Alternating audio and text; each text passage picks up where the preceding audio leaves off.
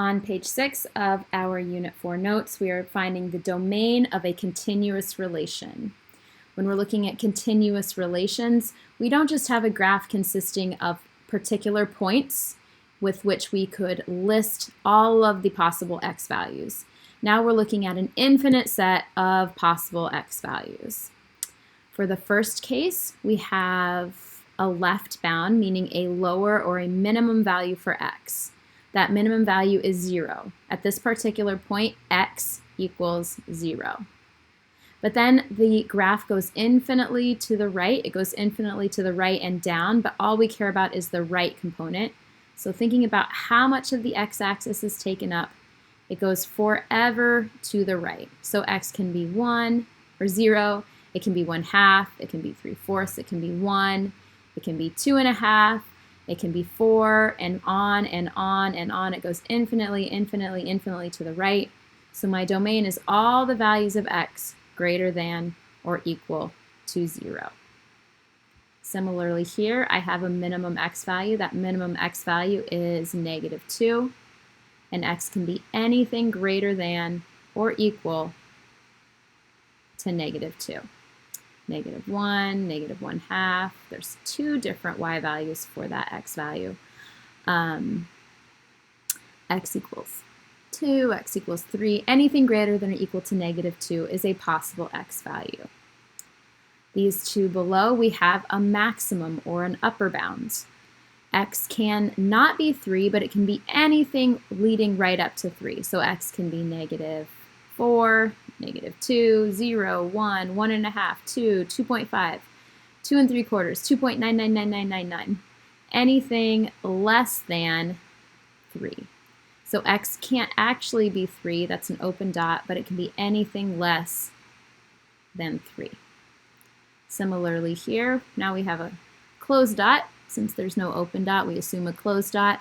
In this case, x can be anything less than or equal to 3. So the graph is defined for x equals 3, x equals 2, x equals 1, and so on and so forth, all the way back to -infinity. Left and right bounds here. This graph alternates between these two x values, -4 and -2. X goes back and forth and back and forth and back and forth and back and forth and back and back. The lowest possible x value is -4. It can be anything in between -4 up to -2. It can't be greater than -2. So this is our and inequality. X can be greater than -4, but it has to be less than -2, including those two values. Here, the part of the x-axis that is taken up is in between -3 and 3. So x can be any value in between -3, here's a -2.5, a -2, -1.5, -1, -1/2, 0. Any of these x values in between -3 and 3 have a point on the graph. Almost all linear equations when graphed have a domain and actually a range of all real numbers. This goes infinitely to the left, infinitely to the right. There's a point on the graph for any x value whatsoever. This one looks a little different because the range is not all real numbers, but the domain is. We go infinitely to the left, infinitely to the right. There is a point on the graph for any value of x that you can think of.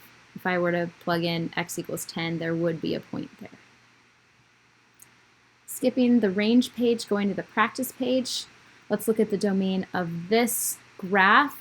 A lot of you found this confusing because of this point. This point just happens not to be relevant for the domain. The domain is just all real numbers because this graph is defined for all x values. This point is only relevant to the range. All real numbers. Here, the Pac-Man thing doesn't matter. There's an x value for every number between -3 and 3. There's a point on the graph for -2.5, x equals -1, x equals 0, x equals 1. Here we have a upper bound or right bound. X is less than or equal to 3.